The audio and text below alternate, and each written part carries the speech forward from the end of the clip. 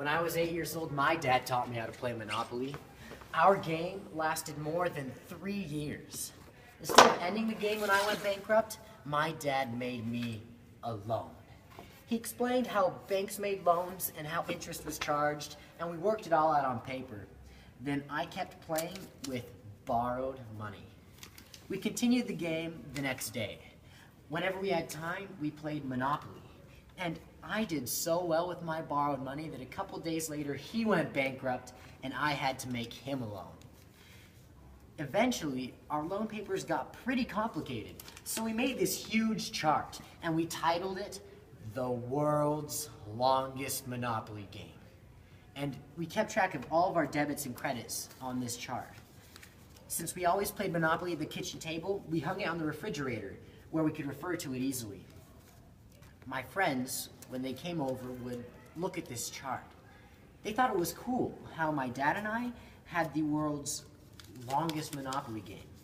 It was something that no other kid had, and it made me feel special.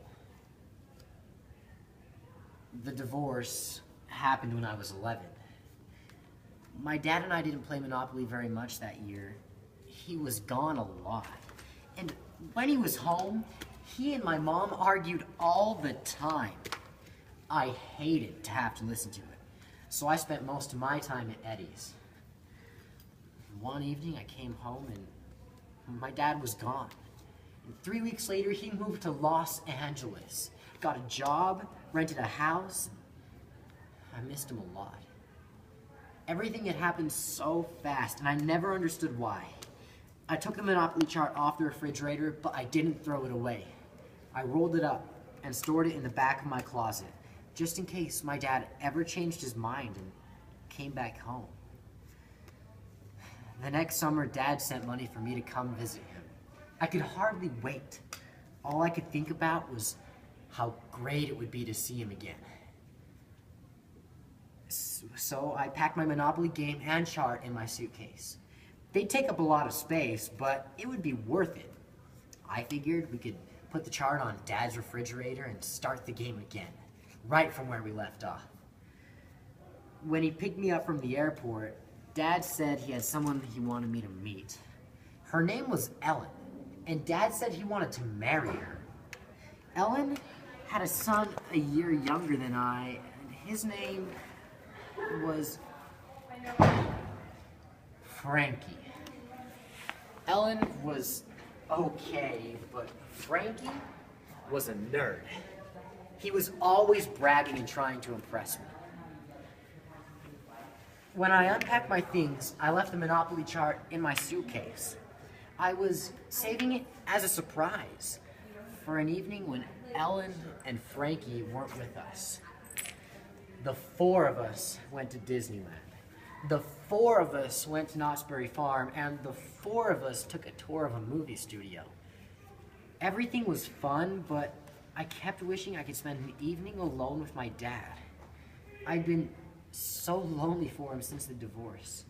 And in his letters, Dad always said he missed me too. One morning, Dad said we were going to have dinner that evening at Ellen's house.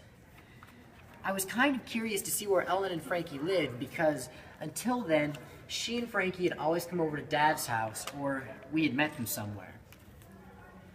It was an ordinary house, but it had one thing I never expected. I saw it as soon as I went in the kitchen. There, on Frankie's refrigerator, was a big chart titled The World's Longest Monopoly Game.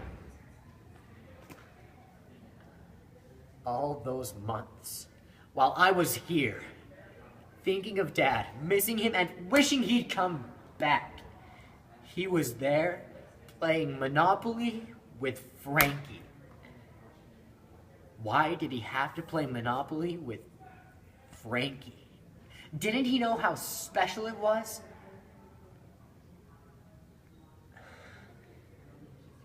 I stayed with Dad another week, but I never unpacked my Monopoly chart. I knew that if Dad and I ever got the time to play, it wouldn't be the same. It would never be the same.